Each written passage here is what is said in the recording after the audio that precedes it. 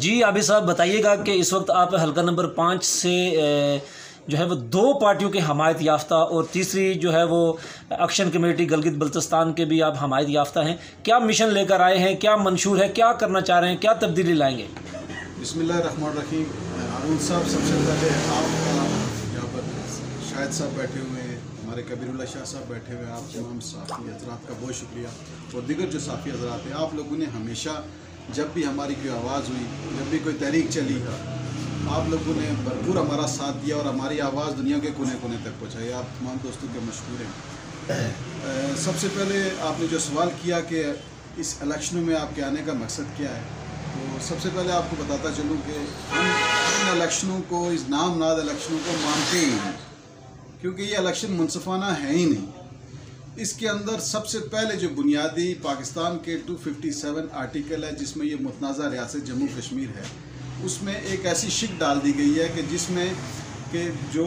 ہمارے نیشنلسٹ دوست ہیں یا ہمارے ترقی پسند دوست ہیں وہ اس میں حصہ ہی نہیں لے سکتے. اب جب آئین پاکستان کے اندر ریاست پاکستان کا ایک بڑا واضح موقف ہے کہ یہ متنازع ریاست جموں کشمیر ہے, جب تک اس کا فیصلہ نہیں ہوتا اس وقت تک کسی قسم کا ڈیسیژن نہیں لیا جا سکتا. تو ایک ایسی شک اس میں ڈال دی گئی کہ جناب ایسے جو پاکستان کی ہلاک پاکستان کا جب تک حلف نہیں لیتے تب تک وہ الیکشن میں حصہ نہیں لے سکتے. یہ چند نام ناد اور مفاد پرست لوگوں نے یہ ایک شک ڈال کے سب سے پہلے بنیادی جو ہے نا وہ خلاف ورزی کی ہے, ایک انصاف کا پامال کیا ہے. جب الیکشن ہی منصفانہ نہیں ہوں, جب آپ تمام لوگوں کو برابری کی بنیاد پہ حصہ لینے کا ان کو اختیار ہی نہیں ہے, تو یہ الیکشن تھوڑی ہی ہوئی, یہ تو سلیکشن ہوئی. لیکن ہم نے بجائے اس کے کہ ہمارے دوست, ہماری دیگر دوست اور دیگر جو جماعتیں ہیں انہوں نے بائیکاٹ کی طرف گئے, لیکن ہم نے یہ کہا کہ بجائے اس کے کہ ہم گھروں میں بیٹھ کے بائیکاٹ کریں, ہم اپنے احتجاج اس سسٹم کے اندر رہتے ہوئے ریکارڈ کروائیں, تاکہ ہم لوگوں کو یہ بتائیں کہ پچھلے 70 سال سے جو آپ کے ساتھ جو یہ کھلواڑ ہو رہا ہے, جو آپ کے ساتھ یہ زیادتیاں ہو رہی ہیں, یہ کیوں ہو رہی ہیں. اور یہ جو تقسیم کے جو ریاست کی وحدت کے اوپر جو ایک آج کل باتیں چل رہی ہیں اور جس کی طرف تمام طرز اقدامات کیے جا رہے ہیں, اس کے خلاف ہم بھرپور طریقے سے سامنے آئے. اور ہم نے پھر یہ فیصلہ کیا, ہماری عوامی action committee Gilgit Baltistan Azad Kashmir zone اور ہماری عوامی ورکر پارٹی, جس کو آپ تمام دوست جانتے ہیں, اور دیگر دوست ہمارے ترقی پسند جو دوست ہیں انہوں نے بھی ہمارا بھرپور ساتھ دیا. اور عوامی ورکر پارٹی اور ہماری عوامی ایکشن کمیٹی یہ کسی کو 4000 مربع میل پہ پھیلی ہوئی جماعت نہیں ہے, یا کسی ایک علاقے کی نمائندگی نہیں کرتی. اللہ کا بہت بڑا احسان ہے کہ ہم پورے 85,500 مربع میل پہ ہم موجود ہیں. ہم جموں کے اندر بھی ہیں, ہم سری نگر کے اندر بھی ہیں, ہم لداخ کے اندر بھی ہیں, ہم لیہ کارگل کے اندر بھی ہیں, ہم گلگت کے اندر بھی ہیں, ہم سکردو کے اندر بھی ہیں, ہم استور کے اندر بھی ہیں, ہم آزاد کشمیر کے کونے کونے میں موجود ہیں اور ہماری نمائندگی موجود ہے. اور اسی وجہ سے اور یہ ہمارا اس الیکشن میں جو حصہ لینے کا سب سے بڑا یہ سب واضح ثبوت اور میسیج یہ ہے کہ ریاست جموں کشمیر گلگت بلتستان ایک ناقابل تقسیم وحدت ہے, جس میں مختلف کمیونٹی کے, مختلف قومیتوں کے لوگ رہتے ہیں اپنے اپنے تشخص کے ساتھ, وہ اس ریاست کے ساتھ جڑے ہوئے ہیں, اور اس کی تقسیم ناقابل قبول ہے. اور یہ سوال ہی نہیں پیدا ہو کہ اس ریاست کو تقسیم کیا جائے, کیونکہ اس ریاست کی تقسیم نہ صرف 1 ارب سے زیادہ جو اس پورے جنوبی ایشیا کے خطہ ہے اس کو ڈسٹیبل کرے گی, اور آلریڈی ہوئی ہے.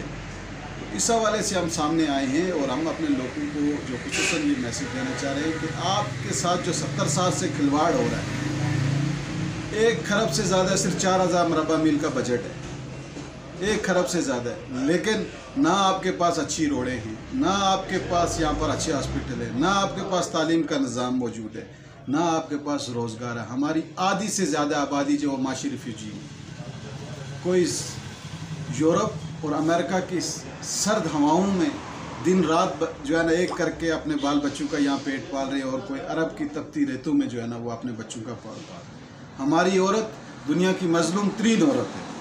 کہ جو ساری زندگی پہلے اپنے خامدوں کا انتظار کرتی رہی, پہلے پھر اپنے بچوں کا انتظار کرتی رہی, اور پھر یہ سارا سلسل آج تک جاری ہے, اور وہ انتظار میں ہوتی ہے کہ کب اس کے خامد کی کیسی کوئی خبر آئے, شاید وہ 2 سال بعد آئے, سال بعد آئے, اور اسی طرح وہ اپنی زندگیاں, اپنی جوانیاں, اپنی ساری زندگیاں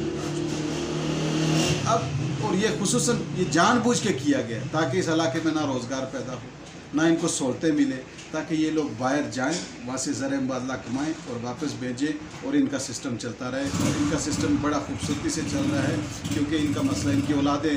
बैरून ममालिक में पढ़ रही हैं। ये ठंडे आज ये यहाँ पर इंजॉय करने के लिए आते हैं, जब सीज़नली आते हैं, सर्दियाँ होती हैं तो पिंडी इस्लामाबाद के महलों में चले जाते हैं, गर्मियाँ आती हैं तो यहाँ अपना एंजॉय करने आते हैं। और उसके बाद हम जितनी भी यहाँ पर इस पूरे खित्ते की जो आवाम है, इसको ये बिल्कुल ये समझते हैं कि भेड़ बकरियाँ समझ, जिसको जहाँ मर्जी हाँक दिया, लोगों की मजबूरियाँ ख़रीदी जा रही हैं, पैसा लगा के जनाब सियासत की जो कदरें थी वो ख़त्म की गई हैं। तो हम इन तमाम चीज़ों के ख़िलाफ़ आए हैं। हमारा मकसद किसी से वोट लेना नहीं है, बल्कि हमारा मकसद ये है कि आएँ, अपने हुकूक़ के लिए उठे और हमारा साथ दे और हमारी आवाज़ बने, ताकि हम ये जो अंधेरा है, इस अंधेरे का सवेरा देख सकें। अगर हम ना देख सकें तो कम से कम हमारी आने वाली नस्लें तो देख सकें। अच्छा, इस अंधेरे को मिटाने के लिए कौन सा आपने इंतखाबी निशान रखा है जिस पे मोहर लगानी पड़ेगी? सर, हमने अपने इंतखाबी निशान, जो हमारी अवामी वर्कर पार्टी का इंतखाबी निशान है, वो बल्ब है, रोशनी का, ताकि हम चाह रहे हैं कि कोई नज़र आए। वो अंधेरा, वो दिए भी ख़त्म हो गए, वो मशलें भी ख़त्म हो गई। अब तो जनाब हम LED आ गई हैं, लेकिन हमारे लोगों को रोशनी नहीं, इसलिए हमने कहा इस बल्ब को हमने अपने इस मंशूर के ऊपर लगाएं, ताकि शायद लोगों को कोई हमारी बात समझ आए। हम लोगों को ये क्या, हमारा बड़ा वाज़ेह और दो टोक पैगाम है,